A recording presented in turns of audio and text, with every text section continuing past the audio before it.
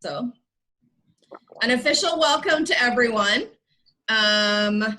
Here we are, and we're on week 6, right, of the 8 weeks of SpeedPlay. So, oh, here's someone else entering. Awesome.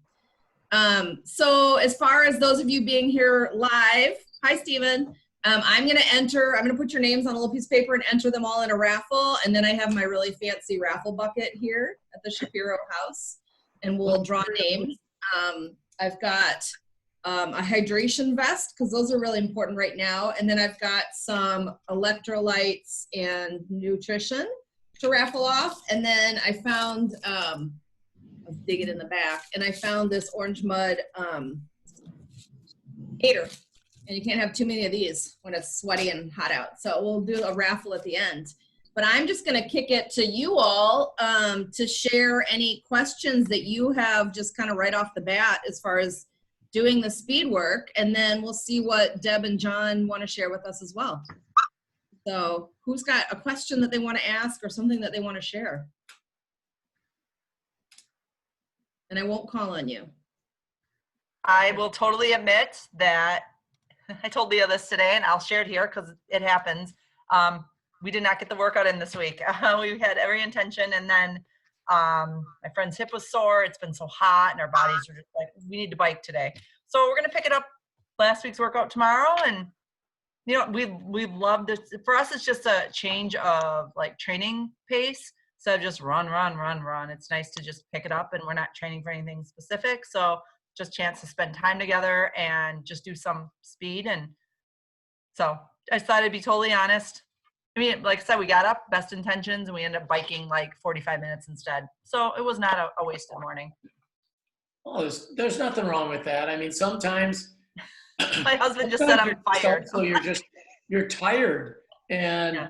Especially because it's been so hot, and there isn't necessarily anything specific that you can say, well, gosh, I've got this road race coming up.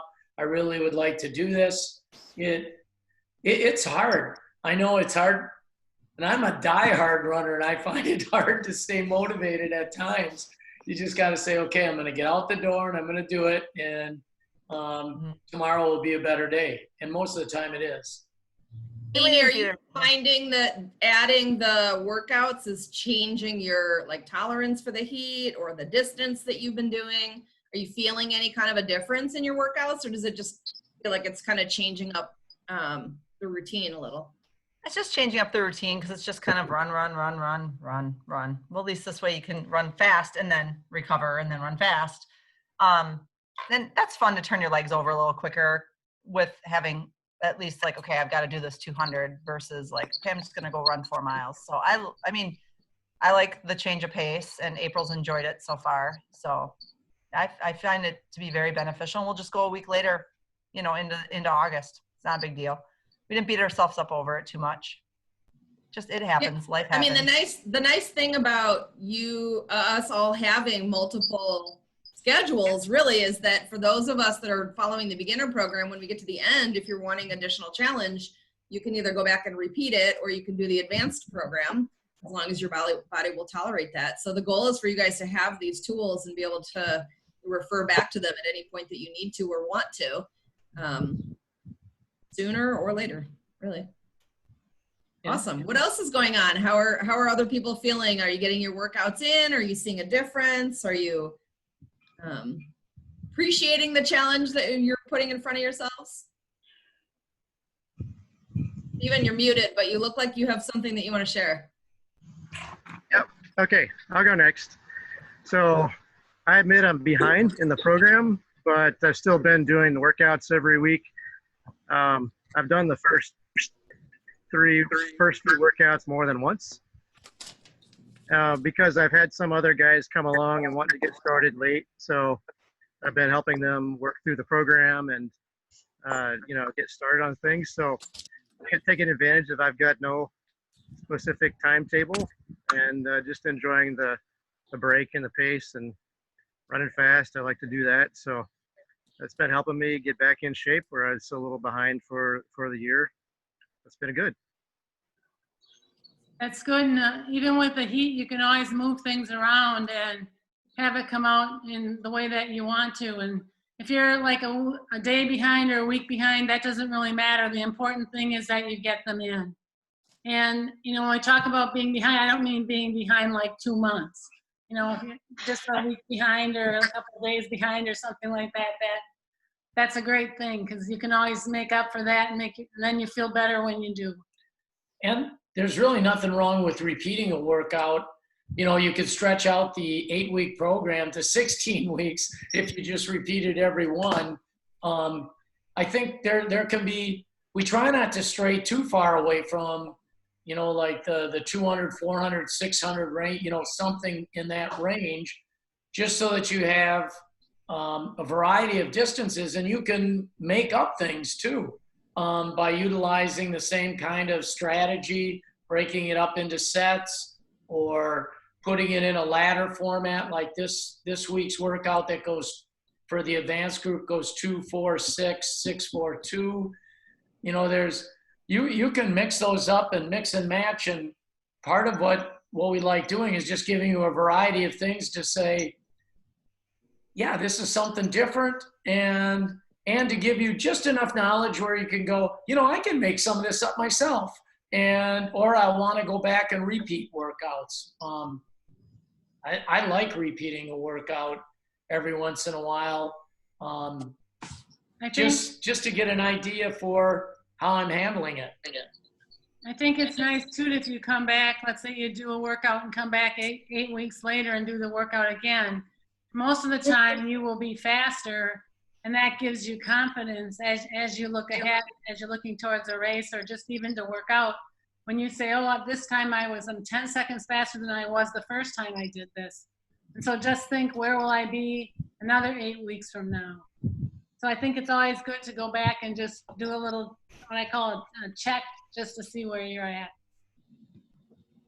Plus the temps.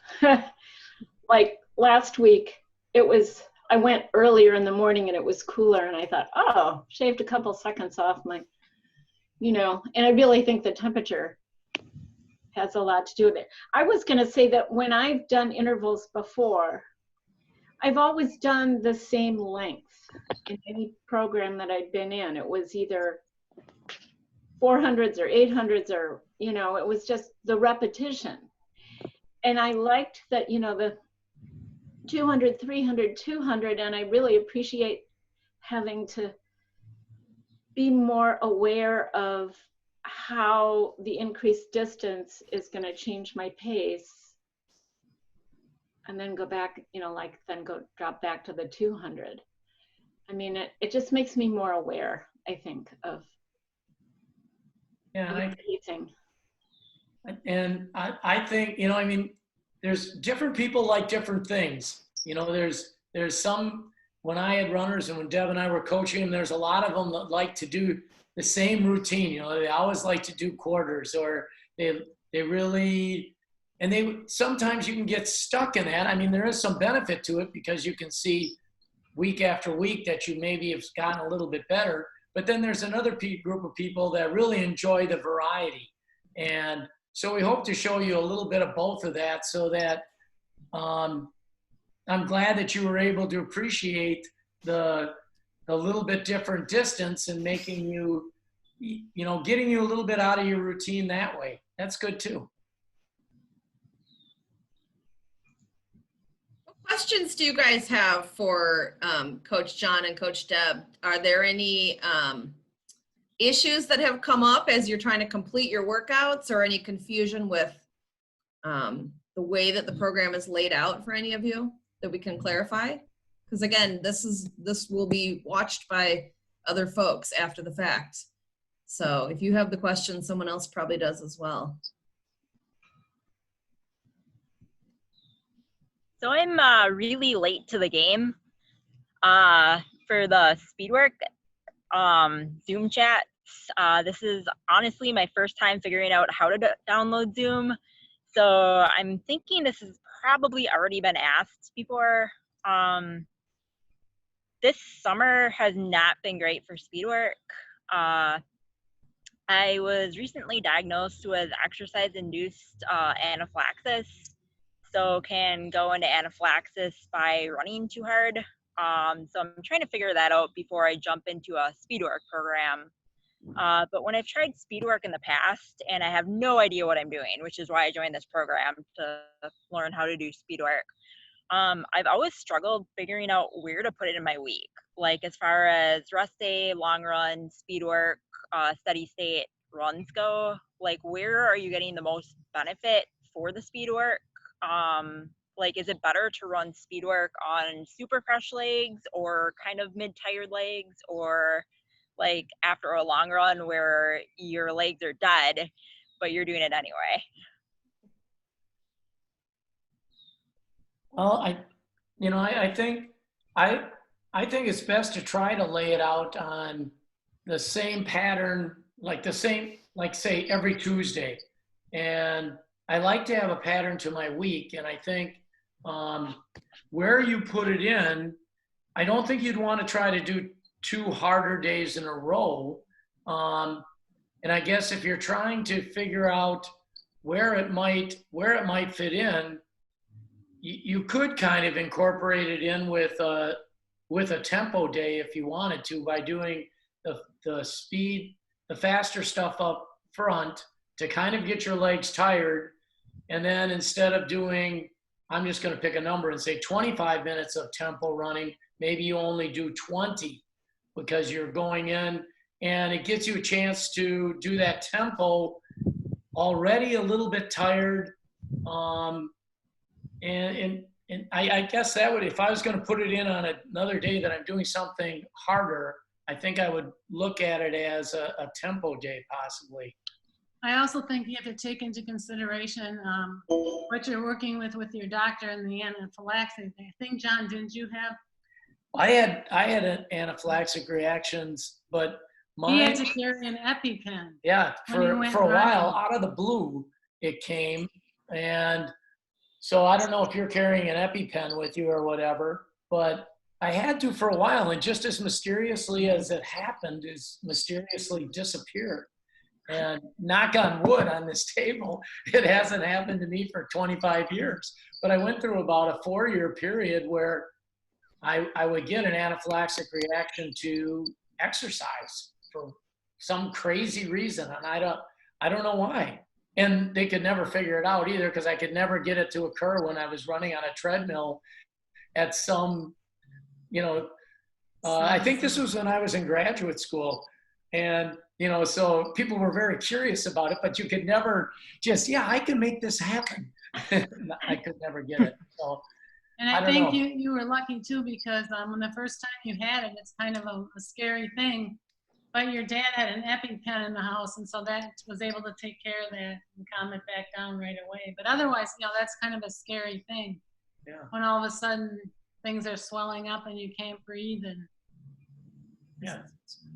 But getting back to your question about trying, sometimes you have to give up something though to try something new, and that could be a time period where you say, I'm going to maybe only put in the speed workout every other week, and you give up something within that week that you added, whether it's, and I guess so much of it would depend on what your goal is. If your goal is to run a marathon, then I probably wouldn't give up my long run in order to do the shorter intervals. But if your goal is to run a good 5K, then I might consider giving up the longer run and sticking in the speed work, because that would be more beneficial towards a 5K than maybe running 10 miles at a slower pace would be.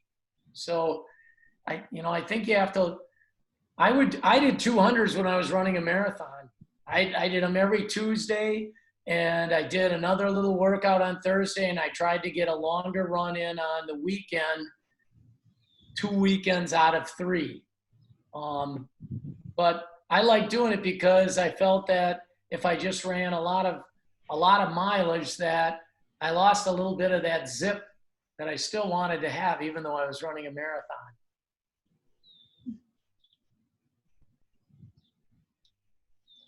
What else?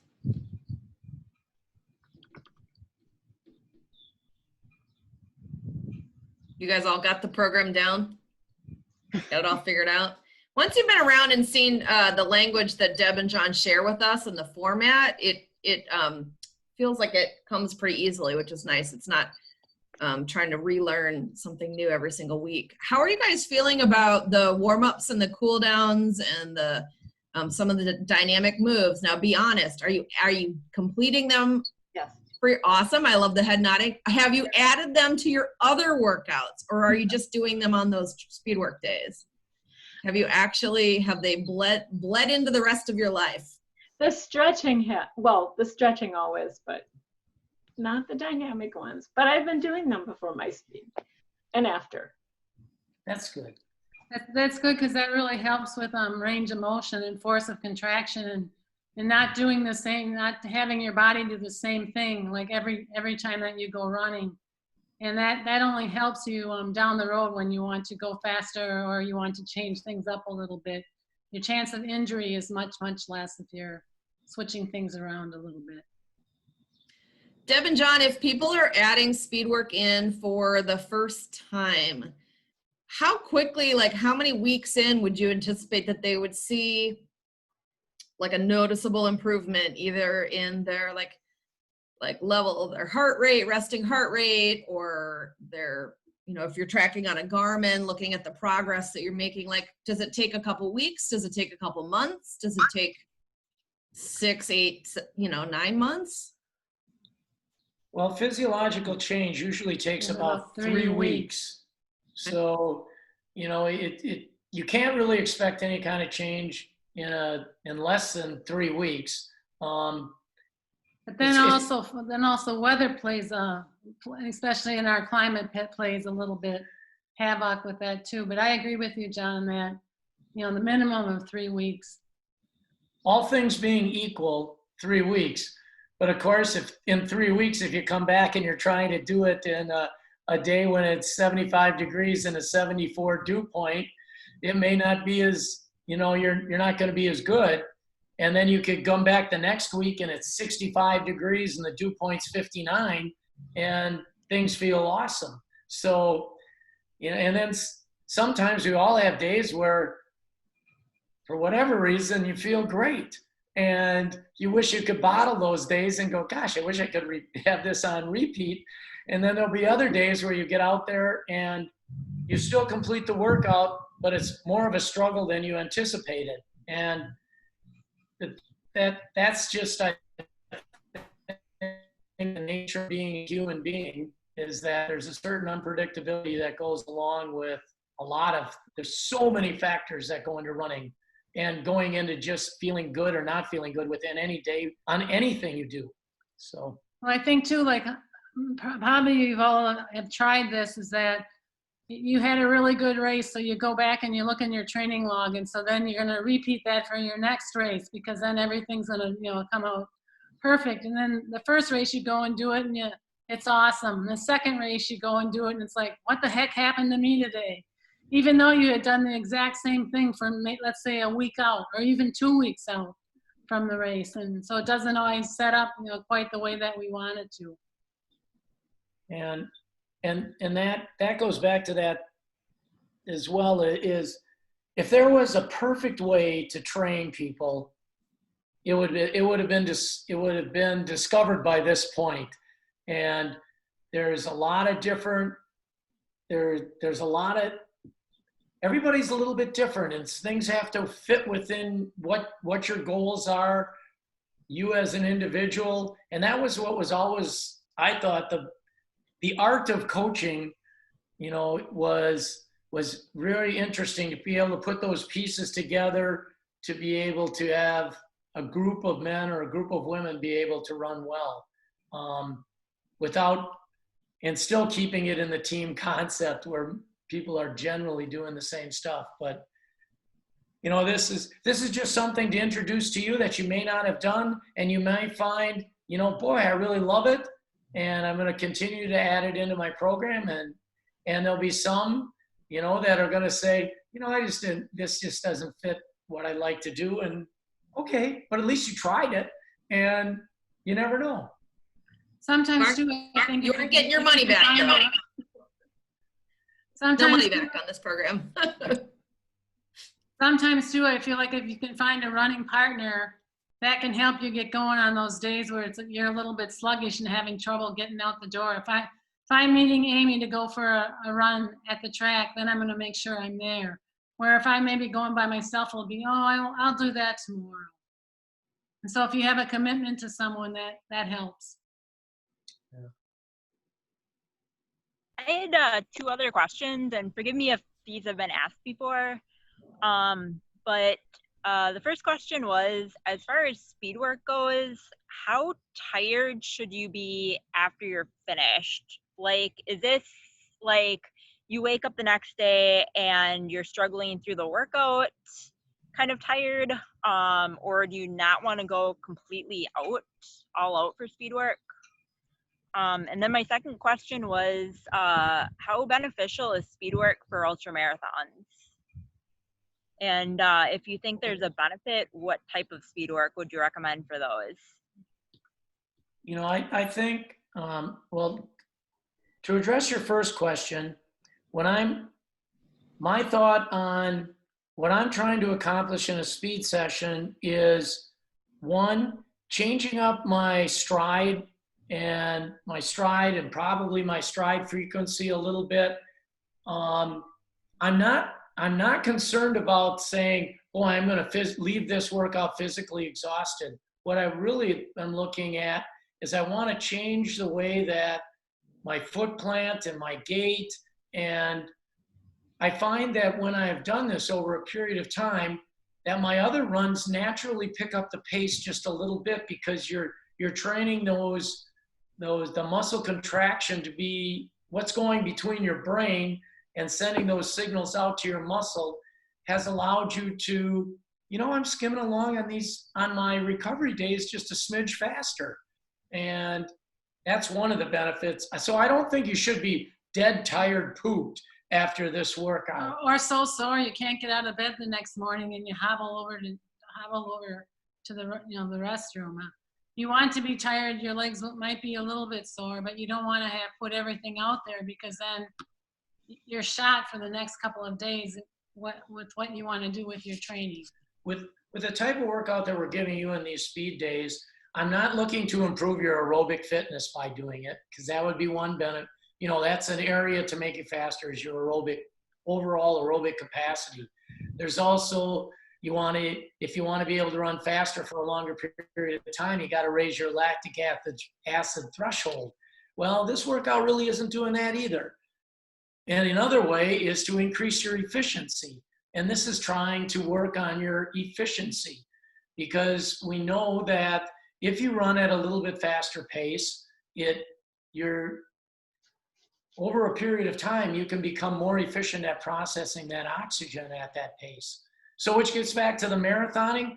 Do I think it would help an ultra marathoner? I think it would help, because it would force you to run in just a little bit different way, instead of possibly running all of your miles at, I'm just going to pick 11 minutes a mile. So you mix it up a little bit. It helps in prevention of injury.